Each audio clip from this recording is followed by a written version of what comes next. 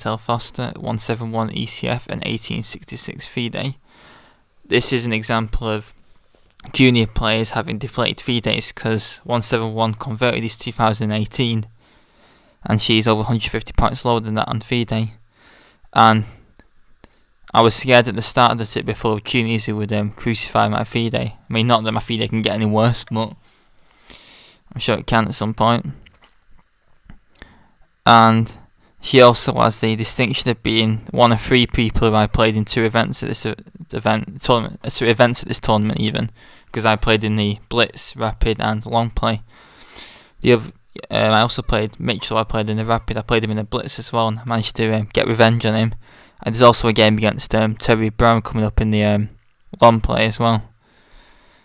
And in my game against her in the Blitz was a draw, which I should have won but nearly lost in the end. So onto the game. Didn't have too much information on her, just that she plays for England girls and seems quite a strong player. And plays the Tarrasch against the French. And my prep got failed as usual, even though after E4, E6, we bashed all this out. This is the Tarrasch variation of the French. Michael Adams, the UK's #1 player, plays it all the time against the French. It's quite a solid line. You get like one knight coming to the other. It's weird because the B1 knight often comes to F3 and the G1 knight often comes to C3. It's sort of strange. And I played knight F6, which is the main move. There are many, because the Tarrasch has no threat. There's many like moves in this position. This is quite a popular one. C5, sort of like a Sicilian type line. There's Bg7, the Morozevich variation, which I've played in the past. You can take it, which transposes to the like the Fort Knox. So Bd7, knight F3, Bg6. We've got even H6 as a move. A6 is basically to try and get a C5 line without white being able to play bishop B5 check. There's the Guimard, which I've looked at. So the point being, if white plays something like this, then you got E5. And there's just many moves, and you can also check out Brandon's video on this, but he recommends mainly knight F6, which is the classical line, and it gets very sharp actually. After E5, knight D7, bishop D3. Of course, F4 is the other main move, which is a lot more sharp. Bishop D3 is like the solid line, and this is the sharp one. And you got C5, C3, knight C6, etc. Then you play knight DF3. And so you actually put the D knight in F3, and then you've got like queen B6. And it just gets very sharp, and white usually loses castling, right? So has to move his king like F2 to G2, and black tries to bust open the centre. And more details can be found on Brandon's video. So she plays bishop D3, C5, C3, knight C6, knight E2, takes, F6. And there's an interesting move in this position, which is knight F4. Trying to take advantage of F6, but this is actually ends up quite good for black. So we play knight takes D4, check, move the king, and now we play knight G6 check. We take it, and then we take on this with check first. With check first, knight takes, queen takes H8, king F7 to protect G6. And now there's some traps where if white is careless and plays something like knight F3, then this wins the queen. So white usually brings the queen back. Then we play E5 to support the knight. And a very sharp position arises where black is down the exchange and has an exposed king, but has a pawn threat and a very strong centre. And results usually generally favour black from this position. Okay, e takes F6, knight takes F6. You can also take with the queen, castles, and now bishop D6, and knight F3. And now this is where I played a move which I've never played before. Usually I continue with queen C7, bishop G5, castles, bishop H4, because white wants to get rid of the dark squared bishops to reduce, because the main point of this line is that white is structurally a lot better. I've got a backward pawn in E6, I've got E5 squares very weak, And white's plan is to get rid of my pieces that control e5. So the plan is bishop Bg5, Bg4, Bg3. Get rid of them bishops, then play bishop b5, take my knight on c6, and just stick a knight on e5. And what white wants is a good knight v bad bishop position where the knight will be on e5 entrenched and my bishop's completely stuck behind the wall pawns. Of course, there are many things black could do to stop this. There is plenty of dynamism. There's the open f file with potential sacks on white's king, which also removes the defense of the d4 points. There's an e5 break, which gives saddles black with an isolated pawn, but you get open the bishop up. There's plenty of dynamism, and one of the ideas is to play bishop d7. And after bishop d3, take, and bishop e8, and then just move the bishop around to h5, where it becomes a good bishop, or it can be swapped off one of white's pieces, and black usually gets a good game. He's castled, and now this is where she deviated from my prep, because although I knew she played the bishop g5 line, I didn't expect her to play against this move as well. I also remember I need to keep saying her, because usually, because there's not many female chess players, I usually say him on autopilot, so remember her. Right. Now the best move in this position, which he didn't play, is bishop f4, and that's all I'd prep for. You take, knight takes f4, and there's a sideline in this position with queen d6, but it's not very good. You play knight into e4, which has a trap where if the knight's taken, then that wins a piece. So white's got a few moves. In the game once I played this very stupid move, although I actually managed to win somehow, but it's not very good. From the white side, because I used to play the trash. In fact, it's my game against Karl Potter if you're interested. The move I was hoping, this is what I hoped was going to happen, she'd play knight e2. And then here we go, we play rook takes f3, g takes f3, knight g5, and white has two moves. The main one is f4, and if I remember correctly, we check on h3, because if king g2, we've got this tactic, knight takes f4, check, knight takes f4, queen g5 check, king moves back, and queen takes f4, where black has a lot of compensation for the exchange of a pawn threat, and he's going to smash over the position with e5 next and put the bishop to h3, and white is in all sorts of trouble potentially. Also after this you can play, I think you play queen h4 as well, and white's play something like f5. Then you've got check, and if king h1, that is mate. So knight g3 has to be played, and we've got knight f4 check,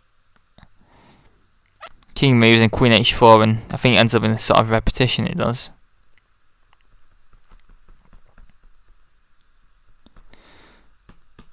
Another option is to play king g2. Then we smash open with e5 to get the bishop out, threatening bishop h3 check. And in fact, white is in a lot of trouble. Say if he moves the rook out of the way, or she, if I had this game, we've got bishop h1, bishop h3 check, king moves back, and knight takes f3. And this is very strong for black. See if we've got any more analysis of it. So I just need to find a certain page in the book. I've got my Bible ready. So page is it? Page. So there's a beautiful rucksack there is, which I can't remember off the top of my head. I'm doing it all off the top of my head, this line. So I'm not quite open this book yet. There we go. The trash variation main line. Column.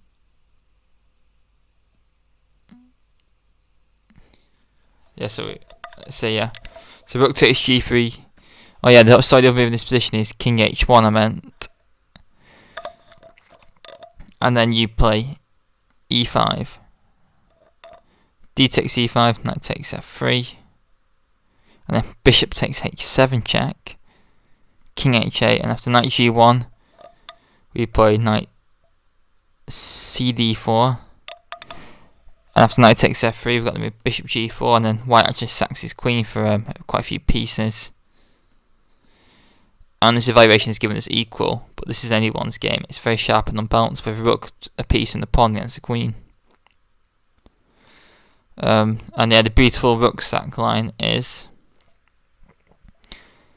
f4, knight f3 check, rather than knight h3 check. I think knight f3 check is actually stronger. And after king g2, we play queen h4. Oh, not that. We play queen h4 and we actually sack that knight. And after it's taken, we play queen h3. Not play that. After knight g3, we play e5, and there's already a threat of bishop g4 check. So white's play something like f5, and then we've got e4 check. And black will be down exchanging a couple of pawns, but white's king will be roaming around the board. And in practical, this is very difficult for white to defend. And so I looked at all this before the game, and I was looking forward to playing it. Of course, you don't have to play knight e2 as well. There's also queen c1, but then we've got other sharp moves like g5 and knight h5, and then like moving the bishop round. It's all very sharp stuff. But yeah, no fun for me. Bishop f should play bishop g5 anyway, or bishop g5, as Ravi would say. And now this is the end of the fun. What do I play? I can transpose to my other line, but my queen's on d8 instead of c7. So I need to try and take advantage of it. Well, first I play bishop d7. And at this point we'd both gained about 3 minutes on our clock since the start of the game, but now she went into very deep thought and came up with the move knight c3, which is a typical Tarash move. But then on the spot I thought of the line which I'm going to call a Hilton hack. I played queen e8, so it's probably not great because the bishop usually goes to h5.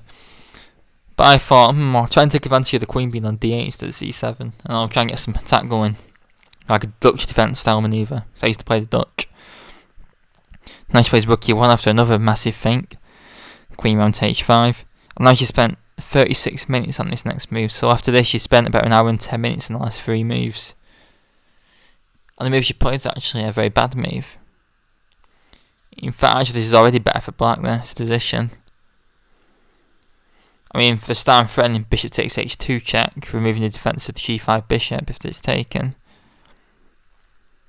So if she has to play something like bishop takes f6 to stop it, and I play rook takes f6, getting the rook in. And then she plays something like knight e5. I'll try and get the queens off, but I just ignore it. Or in fact I could probably actually still take him off and have a good position with the bishop pair, but queen h4 because the bishop's immune due to queen takes h2 check. And after g3 we can actually take this pawn because there's no bishop takes h7 tactic because my queen's protected. And if she tries knight takes c6, then we've got queen takes f2 check and wins.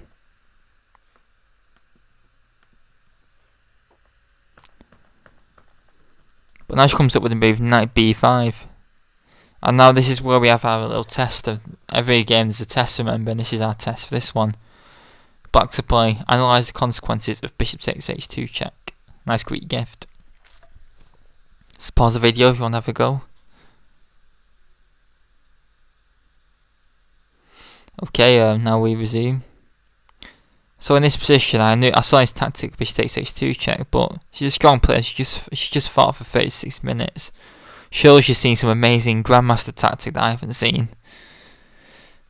So my paranoia took over. This is not the first. This is another game. In fact, this is the third game in a row where I've seen a strong move and not played it. 3 games in a row. I mean, this is starting to get a bit ridiculous. We've had rook takes g3, we've had knight takes g6, and I've got bishop takes h2 check. Okay, let me use my P in my brain now and calculate this. This is okay. Bishop takes h2 check. Okay, I looked at it. First of all, I got very paranoid. You might just play king f1 and king e2 and then make me on the h file or something, which is obviously very bad. You've got to take it. I take the bishop. So of course knight c7, knight b5's got a point. We've got knight c7, forking my rook on the e6 point. But shouldn't my P of a brain be saying this e6 pawn is a complete liability, and it's probably going to drop off at some point anyway because it's very weak. So surely trading that h2 pawn for the e6 pawn is good. Okay, rook moves. I see his position. I thought this was very good for white. This position is anything but good for white. It's a lot better for black. First of all, I can play knight to h5. I'm already threatening knight f4, forking the rook and mate on g2. If she plays g3, I can play knight f4 anyway because it's pinned. In fact, one of the only moves is to play bishop back to f1, which is a horrible move to have to make, putting an active bishop back to the start square, and it's not even easy to find. And then we can keep up the pressure. Queen f5, hitting the rook and the mate, so the rook has to go back to e2, plant the knight back to f4, rook has to go here, and then swing this rook across. And I think this is almost winning for black. This is awful well, it's not almost winning, but this is very bad. On save knight f3, we just go g5 and hack. This is not a nice position for white at all. And I should have been able to calculate this far.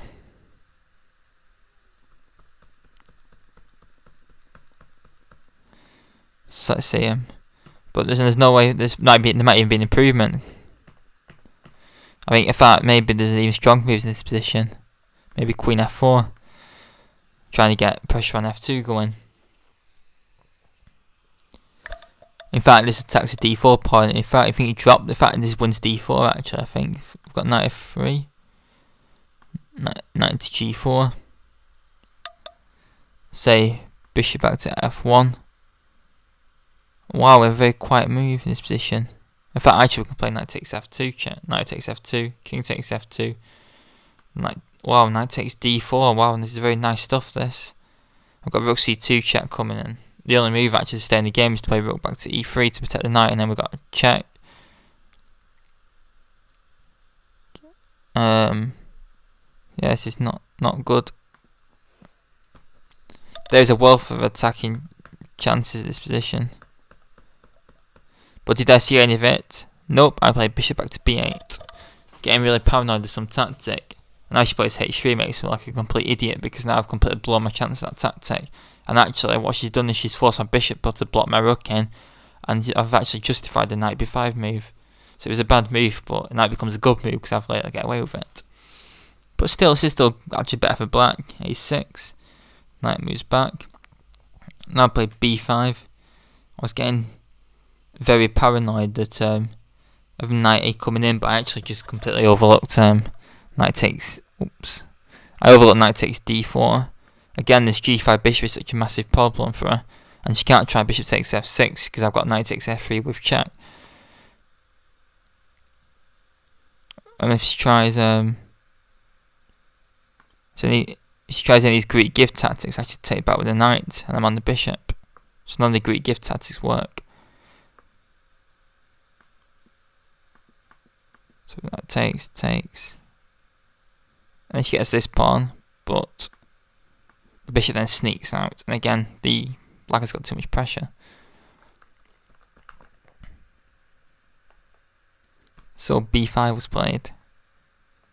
Rook to c1. Again, I've got knight takes d4, completely missed it for the second move in a row. I both missed it. I just got my bishop back out. And now bishop e2 was played. And I could think of nothing better than queen qe6. And now bishop d3 was played. So now if she wants, she can have a draw because I've got nothing better than to keep moving because I don't want to move my queen to a bad square. So I've blown my good position into a draw. But there's worse is to come because now after thinking for an ages again, so she now has 9 minutes. Plus the increment for 19 moves. It's my 40 odd. Queen d2 was played, and now this protects the bishop, so I've lost all my tactics. But I play h6. Bishop back to h4. And for the 52nd time in this game, I missed this tactic. Again, the bishop's loose. I mean, how many tactics am I missing in this game?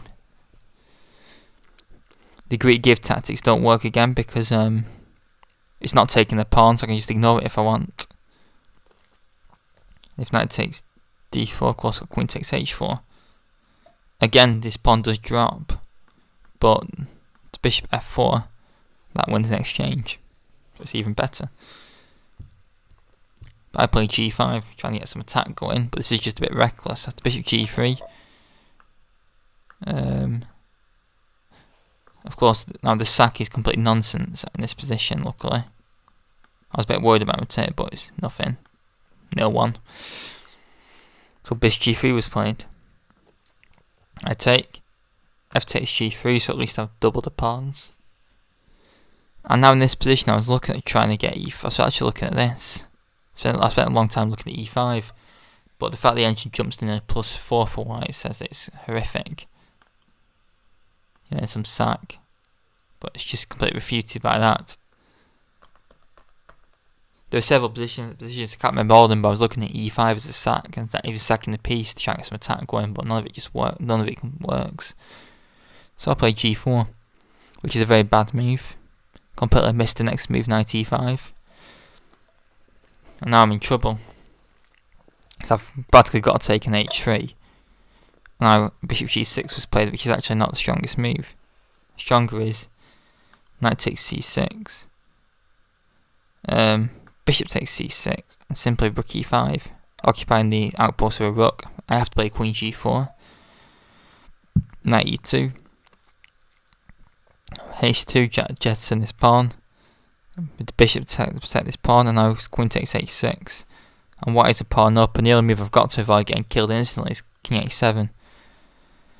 And white plays rook F1. Not that. In fact, white, I'm threatening rook H8 when the queen, but white can play rook F1, because if rook H8, then that is a. In fact, I can connect that as a killer.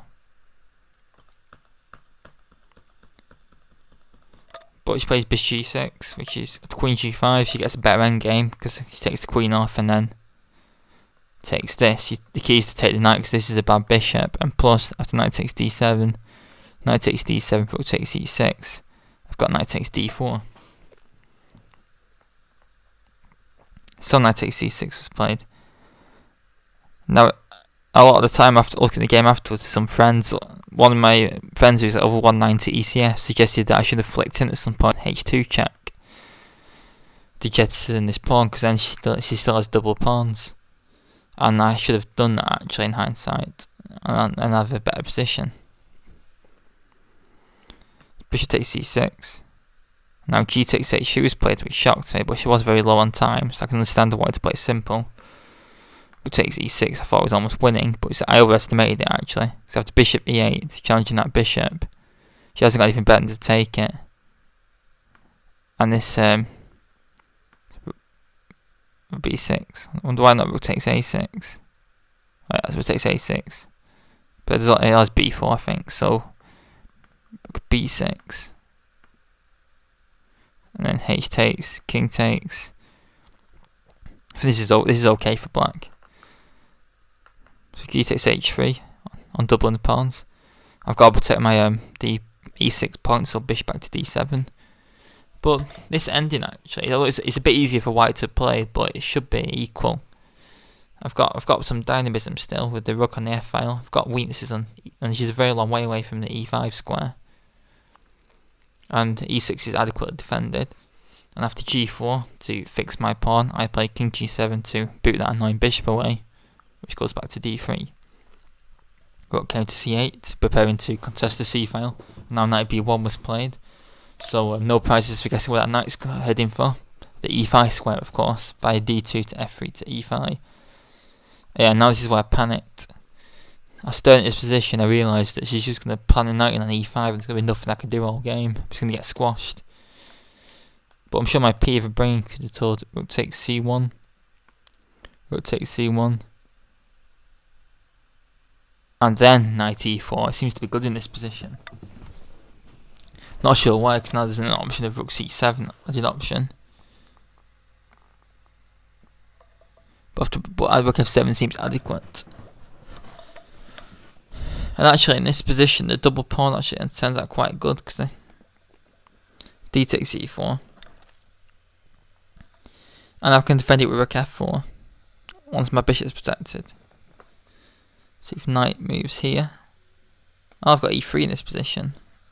That's added bonus. But yeah, I panicked and played knight E4, which is an absolute horrendous move. He's offering to double my pawns. But I thought at least I can get my bishop open, and maybe it's not as bad as it looks. Rook takes c8, Bg4 d takes. This you can't take the pawn because they're winning the knight. It's knight c3, attacking the pawn twice, and it can't be defended again. But Rebcast says I have enough compensation. But what compensation? I played bishop c6. Now she played a3. Because if she takes immediately, then after takes, I can check, king f2, and check again. Actually, no, that was rook e2. There's some other thing that I had. Oh yeah, I think I just play king f6, and if she ever moves a king up, then I can do stuff like checks. And this is very hard for white to win this, because the rook ending's usually drawish, and I've got a lot of activity. So basically the plan was quite clever, this, to make a few improvements, because the pawn can always be taken later. It's a very nice play actually.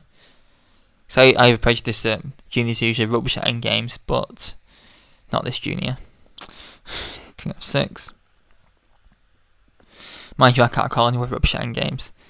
King f2. a5, trying to get something going with b4. King e3. See the endgame, the king. If we need an active king, very important. b4. Take, and now the pawn gets munched. I've got to take practically, or I drop another pawn. And now rook c2. So now if we assess it, if we compare it to the position where she could have taken a few moves ago, this is a better version for white.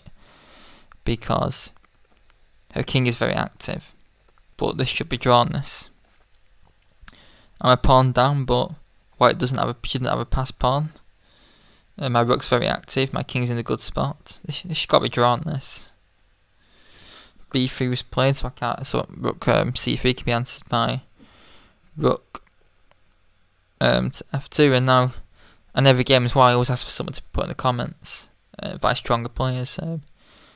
If you are playing black in this position, how would you aim to draw this endgame? What's the technique? So look at rook b2, rook e3, so give rook d2. I think you just need to keep the rook a nuisance, and it's very hard for white to make any progress. But I played some reason rook f2. I'm not entirely sure why I played that, but luckily it actually wasn't punished. Because king d3 is actually now a good move, because it starts a rook coming back to the c file, but rook e3 was played. Threatening rook f3, checking the winning king and pawn ending, so I've got to move the rook or the king. If I play rook d2, I surely can't lose this position. So check, king e7, and if king in here, then I win. Did not see that one coming. Yeah, and that's why I didn't see you on the game. If the king ever does that, and gets actually I win then, because the king actually gets rather embarrassingly mated. But very cool to win by that. So let's say rook d3. Check, answered by rook e3, and then we go back to d2. And how's white making progress if king e5 can't be played? Well, it can now actually, but there's not any steam in it. Because there's no like rook f6 takes e6 ideas. Just rook back to d1, and how can white make progress in this position? I mean, she'd probably sit and torch me for about 52 hours, but still, this cannot be lost. But now I suffer from something called Patsa check, Patsa plays check, because I play rook f4 check. And after king d3, I suddenly realise after rook f1, king c4, I've lost all my activity, and I'm actually dropping the b pawn as well. So I play rook f4 to stop king takes b4. But the problem is now she's going to get a passed pawn, because after king c5, I'm actually in a sort of zugzwang in this position. In fact, this actually is a zugzwang, because I can't move a rook anywhere. I can't move any pawns, and anywhere I move my king allows the king to penetrate. So I played a bit less of evils. I played king f7, but now rook d3 is played, protecting the pawn, and b pawn goes next turn. King takes b4. I play e5, which just makes it even worse. King c5, e4, rook to e3 to block, king e6, and now the b pawn matches. And this is where I decided to throw in the towel, because it's 2 passed pawns now to deal with. Man's not going anywhere. I can't even try any rookie f3 cheapos, because my pawn goes with check then. This is just very badly lost. And puts me on now on from 1.5 out of 3. I've now lost the last 3, so I'm now on 1.5 out of 6, and on the second bottom board on Monday. Or third bottom, I think it was. But I've learned a lot from this game anyway. Where I should have at least drawn with a very strong player, very promising player. And it did give me a bit of heart this game. But it's the third game in a row where I've lost narrowly to someone a lot higher rated when I should have at least drawn. I've missed, and I've seen tactics but not actually played them. But it was a very interesting game, this actually. It's quite good to analyse afterwards. I analysed with her, analysed with a friend as well, Hilton on the engine. It's quite an enjoyable game. And it shows that with the free knight f6 Tarrasch, BlackElo, you're always guaranteed a good game. And that is one of the few lines which I would just keep on playing on and on, even someone's prep for it, I'd just play it all the time because I love it. It's one of my people who have like pet lines, and that's one of them. So just remember, just to record, there won't be any major open games for a bit now because I'm going to do my rapid games tomorrow, 6 of them, and hopefully I can play Grandmaster where I should have done in the first one. But for now, I hope you enjoyed this gaming video, and please leave any comments and thoughts. Thanks very much.